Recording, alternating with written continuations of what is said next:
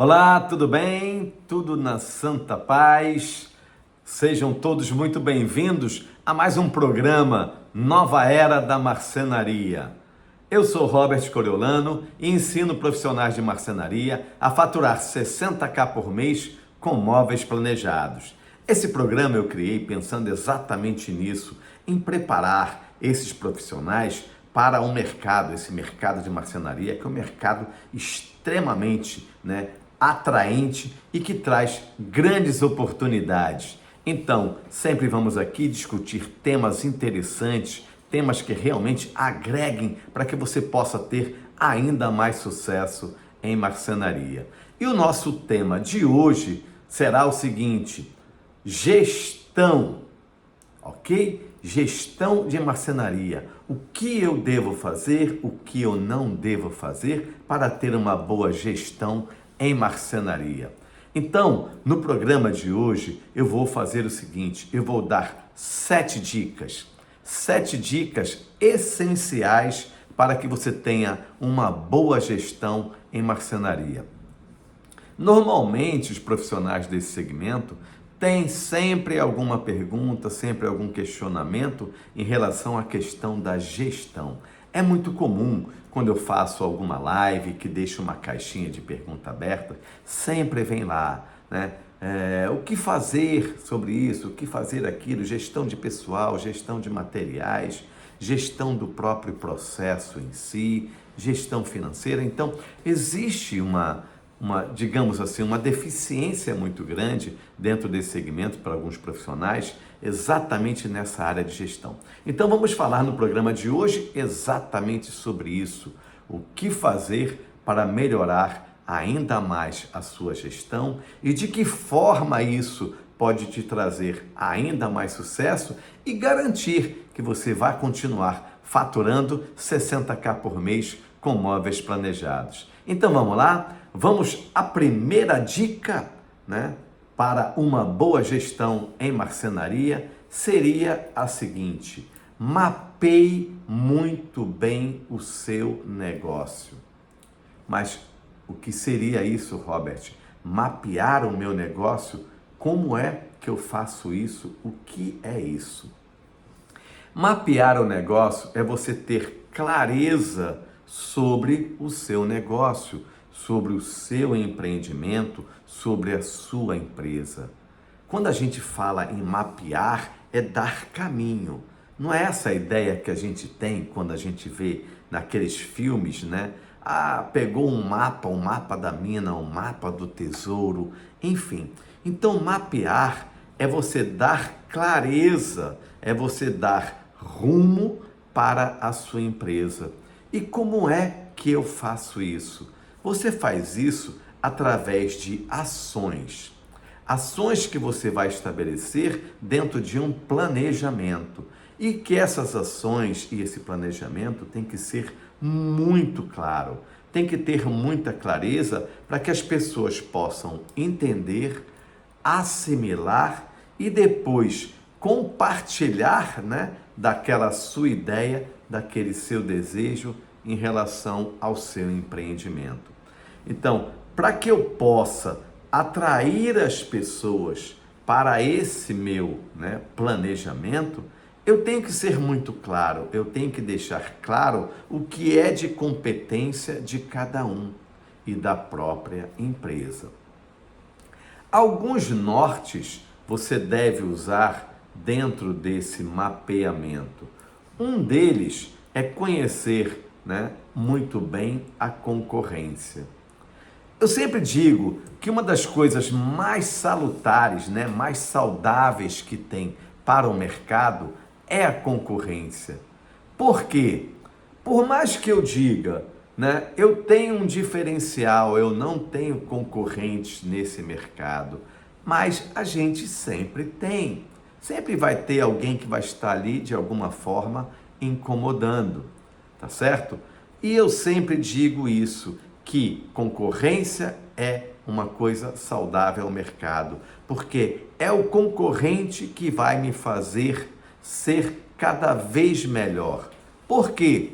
Porque se eu ficar de olho, se eu ficar atento a concorrência, eu vou verificar exatamente aquilo que eles estão fazendo. E aí, o que eu tenho que fazer? Eu tenho que fazer ainda melhor, correto? Então, é nesse aspecto que eu digo que a concorrência é saudável. Então, quando eu for mapear o meu negócio, eu não posso esquecer de ter ali um certo, entre aspas, controle ou visão da concorrência. É o que eu sempre digo, né? É fritar o peixe olhando para o gato. Não dá para tirar o olho do gato, senão ele vem lá e, né, leva o nosso peixe. Então, essa aí é um ponto importante nesse mapeamento. O outro também que deve ser mapeado são os meus fornecedores. Por que, Robert, eu tenho que mapear fornecedor? Ora, porque o fornecedor é parte integrante do meu processo. Ele pode, certamente, né, um fornecedor, interferir de forma direta ou indireta nos meus níveis de faturamento, por exemplo, de 60k por mês. Por quê? Exemplo, peguei ali, né, um projeto, um orçamento, que eu tenho que entregar aquilo ali rapidamente, normalmente fora do prazo. Para eu poder garantir um prazo que eu vá, né, atender ao meu cliente, eu preciso ter o meu fornecedor ali ao meu lado. Então eu tenho que mapear, eu tenho que ter clareza em relação a todos os meus fornecedores, com quem é que realmente eu posso contar ou não naquela hora, entre aspas, adversa. Então é por isso que eu tenho que mapear também os meus fornecedores. É o que eu falei, esse mapear é dar rumo, é dar caminho. Então eu tenho que ter isso também ali na carta da minha manga, né? A carta na manga. Por quê? Cara, eu ligo para o meu fornecedor, fiz uma venda e eu sempre conto com aquele ou aquele outro. Meu amigo, é o seguinte, eu estou precisando desse material amanhã de manhã cedo na minha marcenaria, porque eu dei um prazo realmente muito apertado e eu sei que eu posso contar com você. Então, é isso, é assim que funciona o mapeamento, tá certo? Do meu fornecedor também. E, como eu disse, eu tenho que ter clareza das minhas ações. Para isso, eu tenho que ter, como eu disse, planejamento. O planejamento, ele não é assim ao acaso. Eu tenho que ter tudo estruturado. Então, eu tenho que fazer um planejamento diário, um planejamento semanal, um planejamento mensal, quiçá um planejamento anual. Ou seja, um planejamento imediato, um planejamento de curto prazo, um planejamento de médio prazo e um planejamento de longo prazo. Se eu não tiver isso, eu não tenho rumo. Eu não vou saber, por exemplo, o que eu vou fazer amanhã. Eu vou sair de casa e não vou saber, se eu não tiver um planejamento diário e semanal, o que eu tenho para fazer amanhã. Quais os clientes eu vou visitar? O que eu tenho que fazer em termos de prospecção de mercado? Quais são os fornecedores que eu tenho que contactar? Qual é o meu cliente, né, que faz tempo que não compra, que eu tenho que fazer uma ligação para ele de remarketing?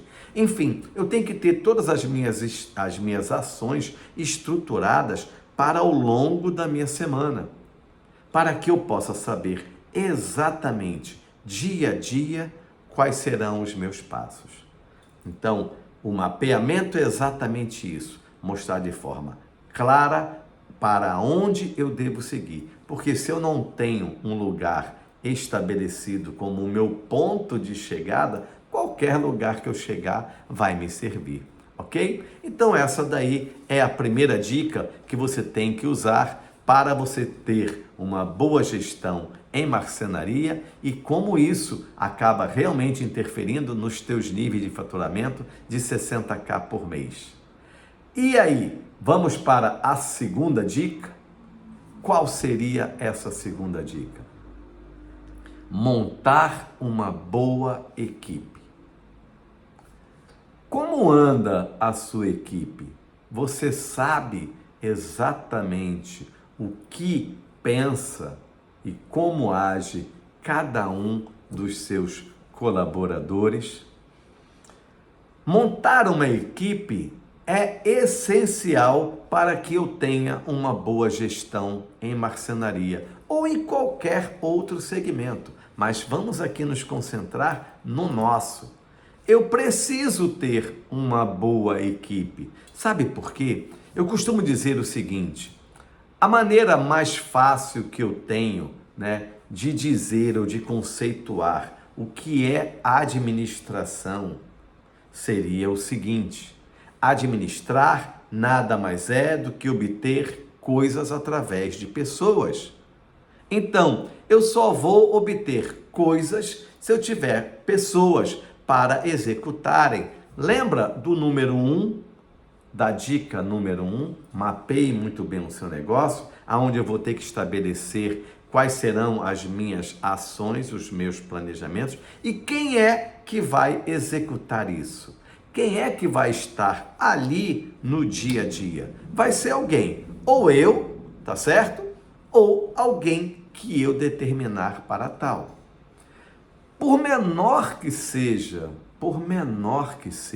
a empresa, você tem que ter uma boa equipe.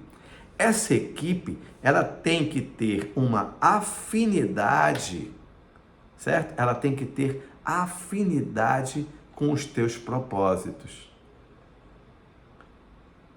Eu tenho um exemplo que durante um período,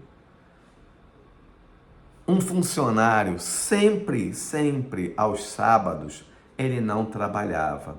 Sempre aos sábados, ele não trabalhava, ele faltava.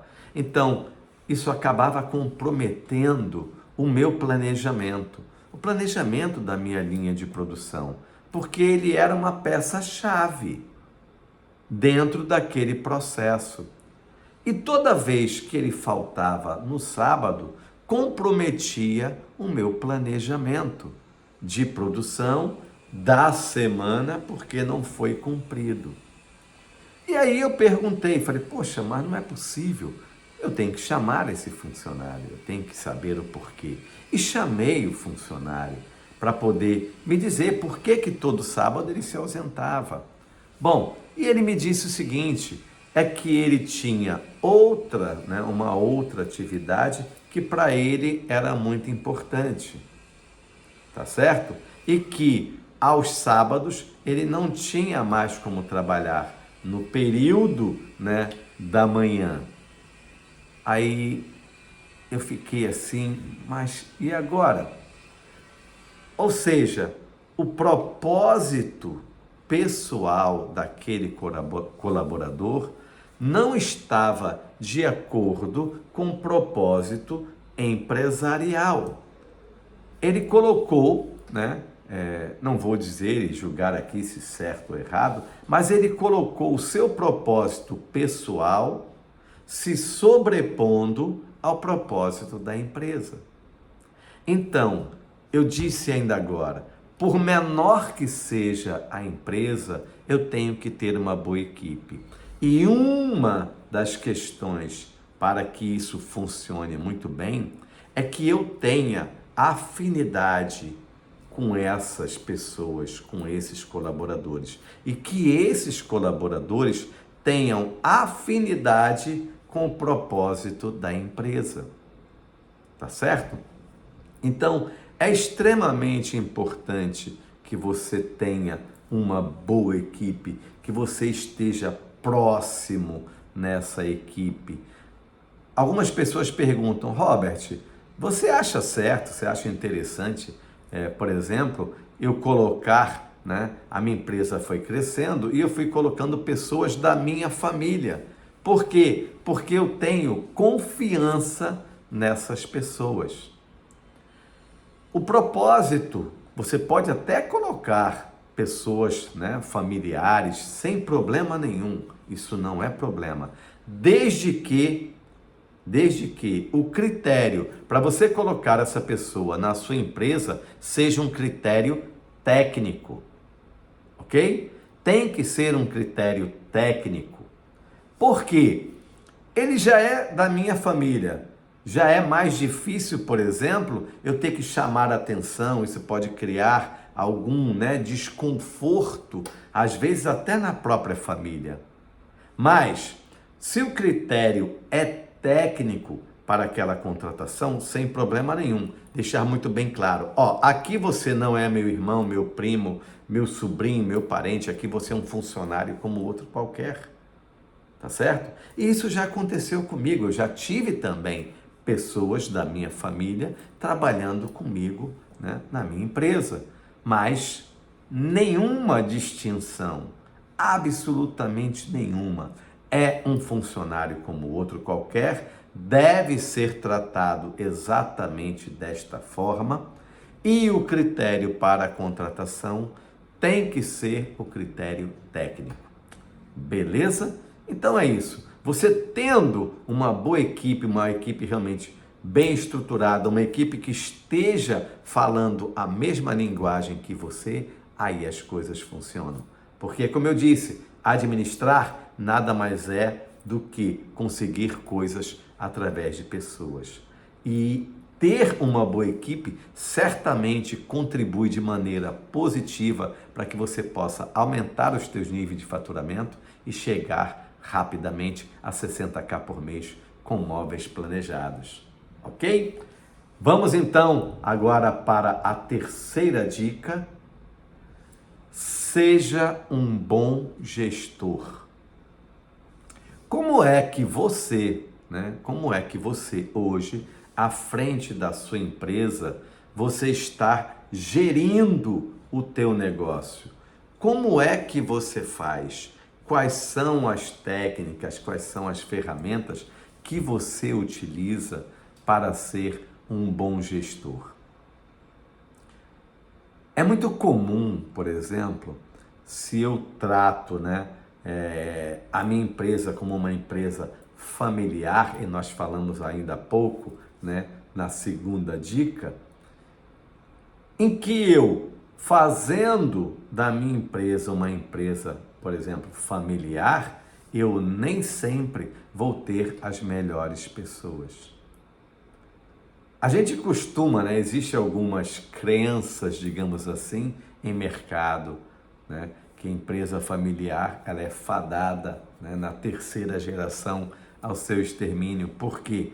Porque não são, de novo, estabelecidos determinados critérios técnicos, no caso, para isso. Então, para que eu seja realmente um bom gestor, eu tenho que ser isento. Eu tenho que ser isento de sentimentos, eu tenho que ser isento de proximidade. Mas quando eu digo isento de proximidade, é por afinidade. Porém, eu tenho que estar sempre muito próximo aos meus colaboradores.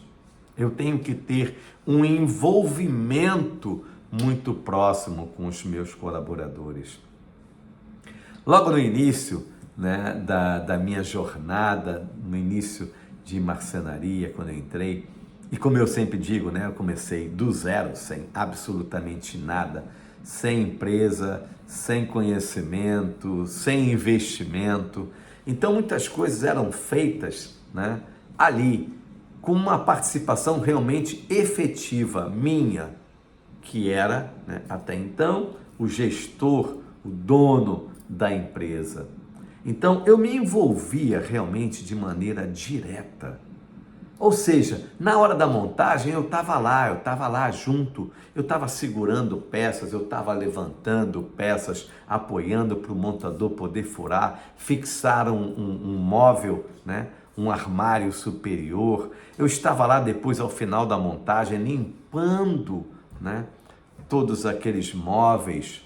Ou seja, eu me envolvia realmente de forma direta.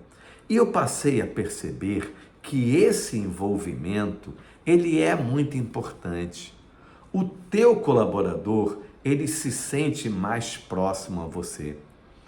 É porque ele sente que você está na mesma, aspas, sintonia que ele. É a similaridade ou a semelhança.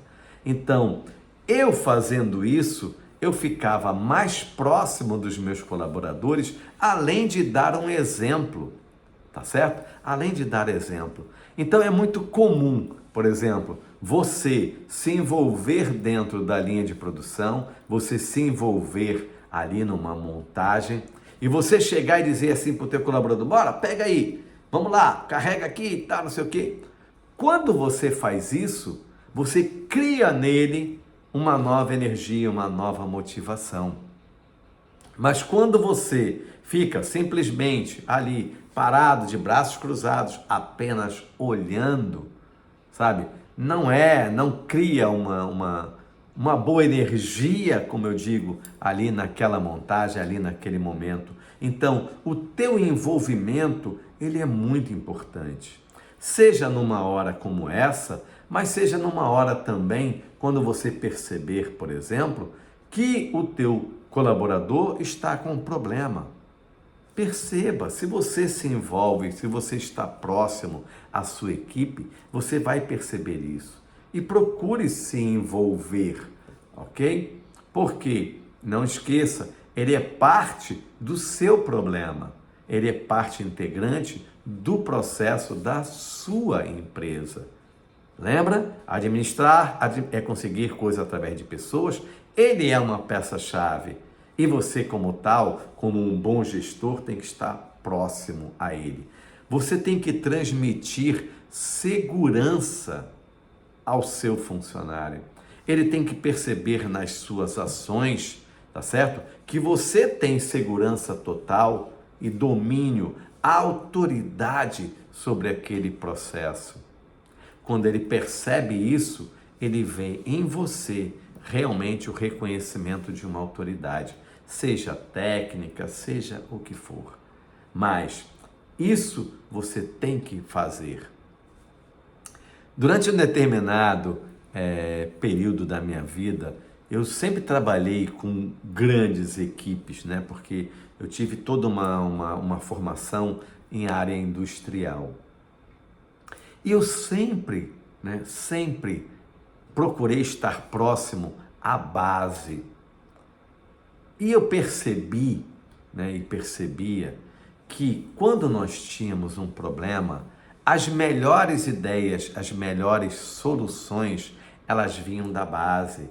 Por quê? Porque aquelas pessoas que estão ali na base, elas têm o domínio do processo, elas têm o conhecimento realmente técnico sobre o assunto. E aí eu passei a estudar, e aplicar cada vez mais o que é chamado de empowerment, ok? Isso é uma palavra em inglês, empowerment, ou seja, atribuir poder, poder, atribuir poder às pessoas, ou seja, autonomia. E, logicamente, essa autonomia, você fica ali próximo, é uma autonomia vigiada, controlada. Mas estabelecer um empowerment na sua empresa é uma grande sacada, é uma grande dica. É você dar poder à base de decisão para determinadas questões. Ok? Então, fica com essa palavrinha aí, fica ligado, porque ela é muito importante. E você, enquanto gestor, atribuir autonomia às pessoas, você vai trazer essas pessoas, ao contrário do que muitas pessoas imaginam, eu dou autonomia e o cara vai embora, o cara foge. Não, ao contrário, ele vai ficar mais próximo a você. E você dele, logicamente, porque essa autonomia, ela tem que ser logicamente controlada, vigiada. Porque o gestor é você. Então, gerir o negócio é uma grande dica. Você precisa realmente ser um bom gestor sobre o seu negócio. E essa daí é uma dica também que eu deixo aqui.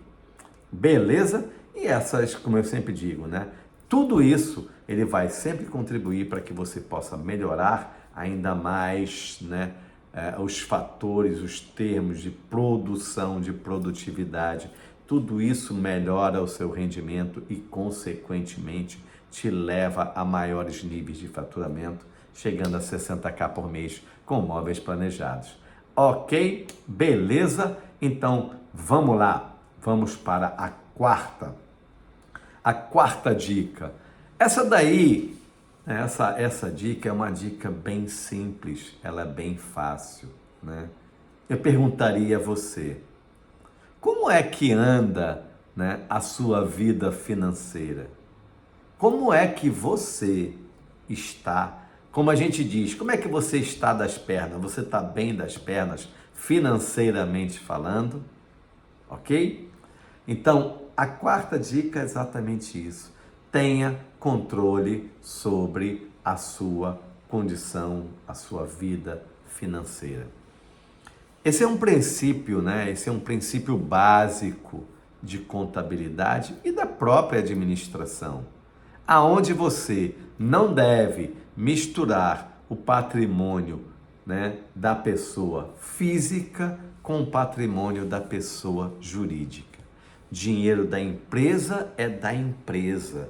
Dinheiro seu é aquilo que você vai estabelecer, ou dentro da lucratividade, uma parte, né, do lucro você retirar, ou mesmo com um prolabore, que seria ali, entre aspas, o salário seu enquanto gestor, enquanto empresário, enquanto sócio proprietário, enfim.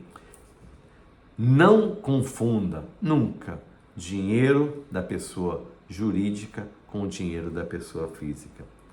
Eu lembro que antes de eu entrar, né, de ter o meu próprio negócio, eu prestei, né, consultoria para outras pessoas em marcenaria também. E durante um período que eu estava prestando, né, consultoria e assessoria depois a uma empresa de marcenaria, eu sempre tinha algum tipo de discussão com os proprietários, que eram dois.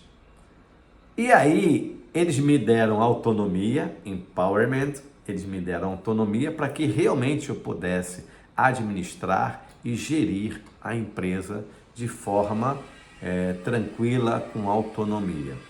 Então, todos os projetos que eram vendidos, quando eles eram vendidos e colocados, no caso, na conta da empresa, era eu que fazia esse controle financeiro. E era muito comum, né, principalmente um deles, chegar comigo no final de semana e vir e pedir, eu preciso de tanto, eu preciso de um vale, eu preciso de um adiantamento, porque eu tenho umas contas para pagar, eu tenho isso, eu tenho aquilo. E eu dizia de uma forma bem clara, não, você tem que aguardar, porque este dinheiro que está aqui no caixa não é seu, ele é da empresa. Na realidade, ele é do cliente, porque o cliente fez o pagamento da entrada para a garantia do processo do seu projeto. Entende? Então, aquele dinheiro que está ali no caixa não é seu, ele é do cliente, para poder atender e cumprir tudo aquilo que foi estabelecido em contrato, em termos de qualidade, em termos de entrega, tudo ao cliente. Então, eu não posso fazer, mas como? Mas eu sou o dono da empresa. Tudo muito bem, você é o dono da empresa, mas você está pedindo dinheiro para a pessoa física. Então, como é que funciona? Como é que funciona? Você tem que separar isso. Ao final do mês, é como eu digo, estabeleça, institua um prolabore, um valor X de retirada para cada um dos sócios. Beleza, sem problema nenhum, aquilo ali fica lançado. Mas não ficar a todo momento metendo a mão no caixa, porque não funciona. Uma outra empresa que eu também prestei, né, consultoria e depois assessoria, ok? Que são coisas distintas, tá?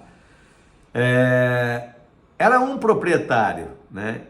Era uma pessoa só.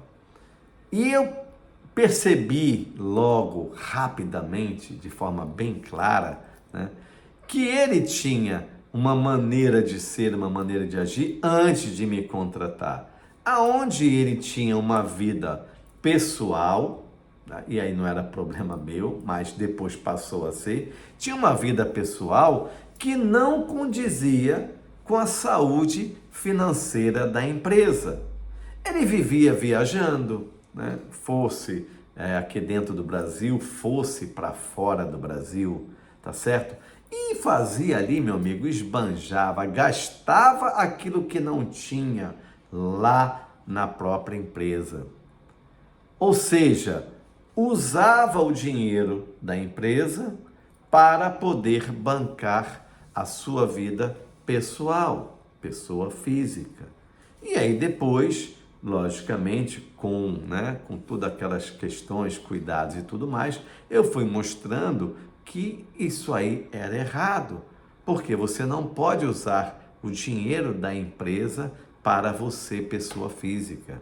E aí de novo vem aquela história, mas eu sou o dono. Beleza, você é o dono, mas você tem que aguardar os resultados ao final para você saber exatamente de quanto você poderá lançar mão para a empresa.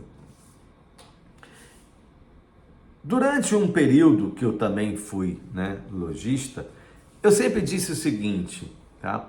Eu sempre pensei e agi dessa forma. Uma empresa que nós éramos 3 sócios. E depois, quando nós fazíamos, lá a apuração de resultados e tudo mais, eu sempre dizia o seguinte, nós não somos 3 sócios, nós somos 4 sócios. Porque a minha ideia era pegar todo aquele valor a ser distribuído, mas não para os 3, mas criar um 4º sócio que eu chamava de quê? De caixa. Ou seja, uma cota, uma cota daquele valor a ser distribuído, ela deveria ser lançada no caixa. E para que é que servia esse valor lançado no caixa? Capital de giro, dinheiro para, reserva para investimentos, tá certo? Reserva para treinamento, capacitação de pessoal, tá certo? Melhoria, e implementação de melhorias tecnológicas na empresa, enfim, sempre ali um fundo de reserva para ser, revertido e usado na própria empresa. Por quê? Porque agindo assim, eu certamente melhorava aspectos tecnológicos da empresa, eu tinha um fundo de reserva para fazer um determinado investimento, para aumentar ainda mais a minha capacidade produtiva, eu tinha capital de giro para muitas vezes bancar, por exemplo, uma venda em que eu tinha ali de uma maneira estratégica, dizia ao cliente, você paga só ao final. Mas para o cliente pagar só ao final, eu tenho que comprar matéria-prima antes. Para isso, eu tenho que ter capital de giro, que é para girar a empresa, continuar girando o meu negócio. Ok? Então, eu sempre pensei e agi dessa forma. Então, é muito importante que você, enquanto proprietário, enquanto gestor, você tenha um controle muito bom sobre a sua vida financeira para que não interfira na vida financeira da sua empresa e isso não comprometa os seus níveis de faturamento de 60.000 por mês com móveis planejados. Ok? E aí, vamos a mais uma dica, que seria então agora a 5ª dica. Avalie constantemente o seu produto ou o seu serviço. Avalie permanentemente, esse seu produto, esse seu serviço. Você já faz isso? Você tem alguma maneira, alguma métrica que você utilize para saber como anda o seu negócio, como anda o seu produto ou como anda o seu serviço? De que forma você mede os índices de satisfação dos seus clientes? É importante para você isso? Você acha que isso realmente é importante? Teve uma situação há um tempo atrás logo lá atrás, né, bem no início, que me trouxe assim uma lição muito grande.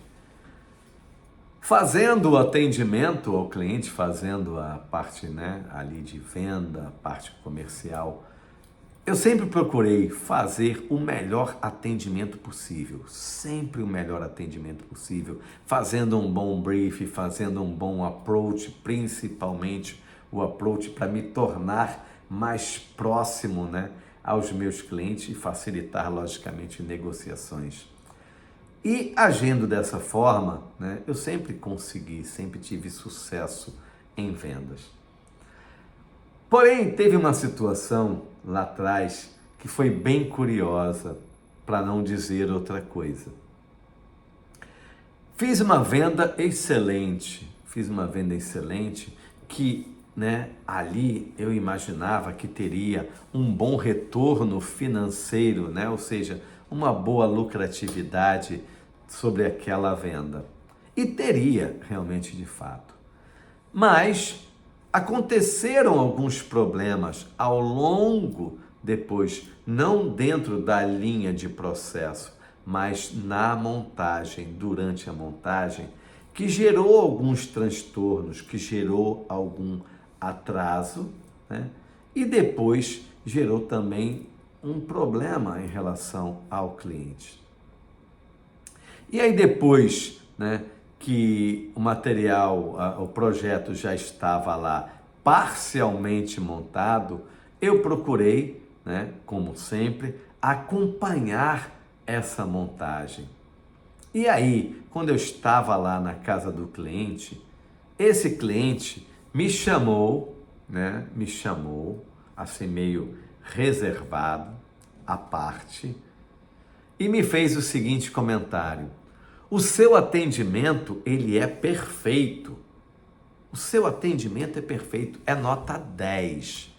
Porém, a entrega do seu produto não é condizente com o seu atendimento.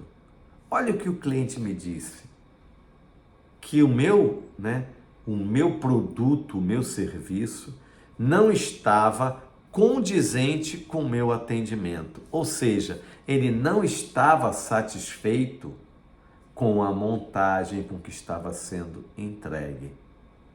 Então percebe que muitas vezes, o teu trabalho, todo um trabalho que você faz para melhorar a imagem da tua empresa, o trabalho que você faz para trazer ainda mais clientes, para aumentar os teus níveis de faturamento, para chegar a 60.000 por mês com móveis planejados, muitas vezes eles são comprometidos com ações posteriores.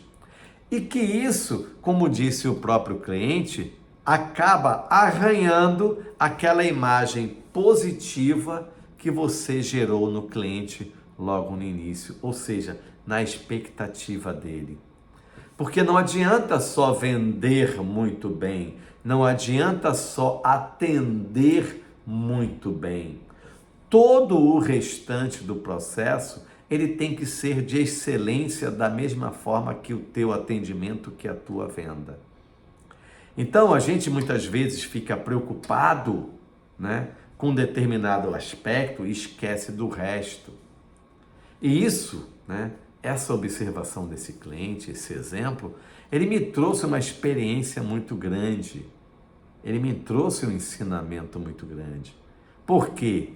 Através dessa avaliação que o cliente fez, ou seja, através desse feedback que ele me deu, eu pude avaliar melhor, eu tive que voltar e avaliar melhor todo o meu processo. Que não só a captação, que não só o atendimento ao cliente, que não só o briefing, que não só a venda, mas o restante, todo o processo eu tive que avaliar. Para quê? Para que não pudesse comprometer, tá certo? A imagem criada perante o cliente dessa nossa empresa. E que isso não comprometesse, logicamente, os meus níveis de faturamento futuro. E que não me permitisse chegar, né, a 60.000 por mês. ok? Então, eu tenho que ter isso, eu tenho que ter uma avaliação constante do meu produto e do meu serviço. Você faz isso? Você avalia isso? Você cria alguma forma, alguma métrica para medir o índice de satisfação dos seus clientes? Você pode, por exemplo, isso seria expositivo, mas você pode usar as redes sociais, fazer uma pesquisa. Se você não tem problema, se você não teme o resultado, se você tem segurança daquilo que você faz, sem problema nenhum. Poderia ser uma. Ou utilizar uma comunicação informal com o seu cliente. Sempre fazer uma ligação, ok? Sempre fazer uma ligação para o seu cliente. E aí, tudo bem? Tal, não sei o que, tal. Me dê um feedback, como é que foi? A montagem foi tudo ok? E o material, o produto está ok? A qualidade, como é que está? Certo? Faça isso periodicamente. Obtenha feedback dos seus clientes. Ele vai te trazer, tá certo? Informações que vão ser extremamente precisas e necessárias para que você melhore ainda mais o seu processo e que isso te permita, ainda mais sucesso, aumentando seus níveis de faturamento e chegando mais rapidamente a 60.000 por mês com móveis planejados. É assim que funciona, Gestão, marketing, finanças, vendas, tudo está associado, tudo acaba de alguma forma comprometendo aquele resultado lá final. Beleza? Vamos então para a sexta dica, seria: tenha uma boa comunicação. Tenha uma boa comunicação. Vocês lembram? Não sei se é da época de vocês, mas era da minha, tinha um daqueles apresentadores de programa de auditório, que era muito conhecido, ele era muito popular, que era o chamado Chacrinha, E o Chacrinha, ele tinha uma máxima que ele dizia assim: quem não se comunica, se trumbica. Isso aí foi criado por ele. Quem não se comunica, se trumbica. Ou seja, quem não se comunica bem, se dá mal. Pode entrar pelo cano, pode se trumbicar, entrar pelo cano. Então, dentro de gestão, é extremamente importante que você tenha uma boa comunicação. Que as suas ideias sejam claras, que cheguem com clareza, tá certo? Não só aos seus clientes, aos seus fornecedores, mas também aos seus colaboradores. Você tem que sempre expressar de forma clara, sempre, tá certo? Aquilo que você pensa, ou seja, a comunicação. E para isso, você pode usar das mais diversas formas. Eu sempre digo que as redes sociais, elas permitem uma boa comunicação, permitem uma boa interlocução entre empresa, entre mercado. E esse mercado, eu posso definir como fornecedores e como clientes, tá certo? Então, usar as redes sociais para manter uma boa comunicação com os seus clientes é uma grande sacada. Tudo que você acha que você queira fazer chegar mais rapidamente aos seus clientes, ao mercado, aos seus fornecedores, coloque lá, coloque nas mídias. Exemplo, vou dar aqui um exemplo qualquer, nós estamos agora na época, período aí de Copa do Mundo, ok, beleza, sem problema nenhum, tá? Mas isso acaba interferindo no andamento normal, da empresa ou do mercado como um todo. Então, se você não vai trabalhar, por exemplo, naquele dia do Jogo do Brasil, no segundo expediente, coloque uma comunicação, comunique aos seus clientes, comunique aos seus fornecedores, aos seus colaboradores através das mídias sociais. Não funcionaremos no segundo expediente em função do Jogo do Brasil, assim. Pronto, beleza. Então as pessoas já vão saber que a tua empresa não vai estar funcionando, não vão ligar, não vão cobrar, enfim. Bom, não vão cobrar entre aspas, né? Porque o nosso celular, quando a gente realmente está à frente da nossa empresa, lembra lá de uma dica que eu dei, ok? Não me lembro o número dela aí, mas seja um bom gestor. Quando você está à frente, não tem essa. Vão te ligar sim, vão te incomodar sim. Mas pelo menos você já passou essa informação, você já comunicou de forma clara. Então, isso é uma grande sacada. A comunicação, ela é essencial. Sempre digo, né? Você tem 3 níveis ali, pelo menos, para estabelecer uma boa comunicação: clientes, mercado ou fornecedores e colaboradores. A gente tem um ditado aí popular que diz assim: a coisa só é boa se for boa para todo mundo, ok? Mas para ser boa para todo mundo tem que saber o que é bom, o que não é. E aí é que vem a comunicação. Aí fica naquela, muitas vezes, já deve ter acontecido, né, com você. Você passar uma determinada ordem, por exemplo, passar ali um projeto para o teu colaborador para que ele possa executar. E aí, você passou o projeto, passou as informações para ele e deu para o teu funcionário lá, o teu colaborador, executar aquele projeto. Já estava ali na pré-montagem, já na fase de pré-montagem na tua empresa, e você percebeu, nossa, mas não era bem isso, não era assim. Porque o cliente, né, disse que queria assim, assim, assim. Aí a pergunta é: de quem é a culpa? Do teu colaborador que pegou o projeto e que leu e que essa informação que você tinha não estava lá, ou sua que você não passou para ele? Ele não tem como adivinhar determinadas coisas que você trata direto com o teu cliente. Comunicação sua com o cliente pode ter sido perfeita, beleza? E assim deve ser. Você assimilou absolutamente tudo que o cliente te passou que era importante para ele, mas você não passou, você não colocou isso lá como observação naquele projeto. E aí o teu colaborador passou batido, porque ele não tinha aquela informação. Então eu sempre digo o seguinte: informação nunca é demais. Use, abuse, esbanje da comunicação sempre, o tempo todo, né? Então, você fazer, por exemplo, né, você ter uma condição ali de um canal direto com os teus colaboradores é muito legal.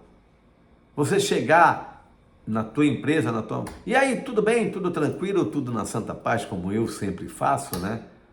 Alguma dúvida, alguma pergunta, tá tudo certo? Aquele projeto que eu te passei, você tem alguma dúvida?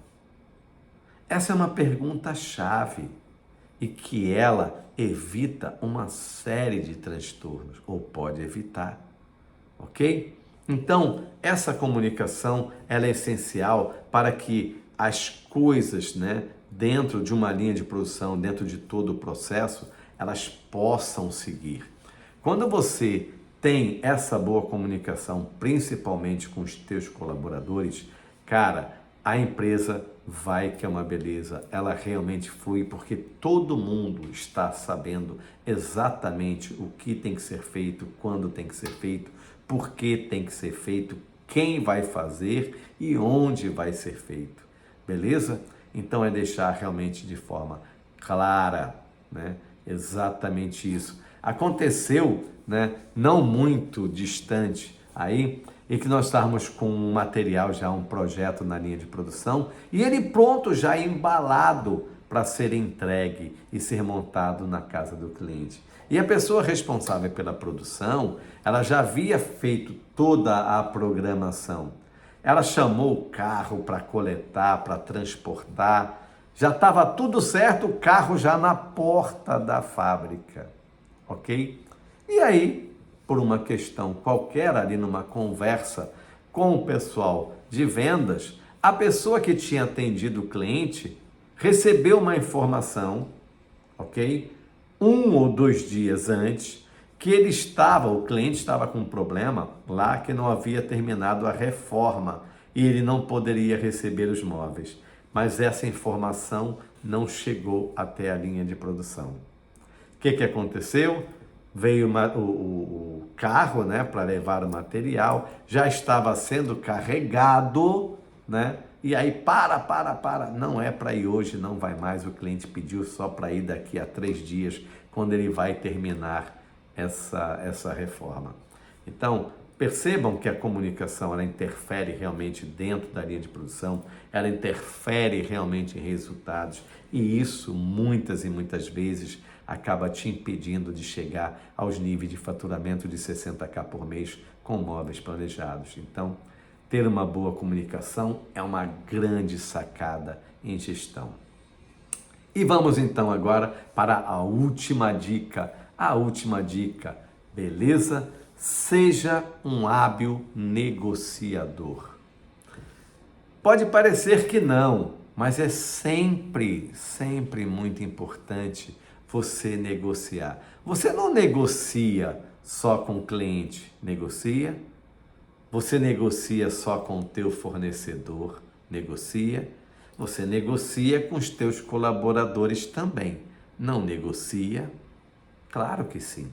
Então, você tem que ter uma habilidade de negociação em todos os níveis.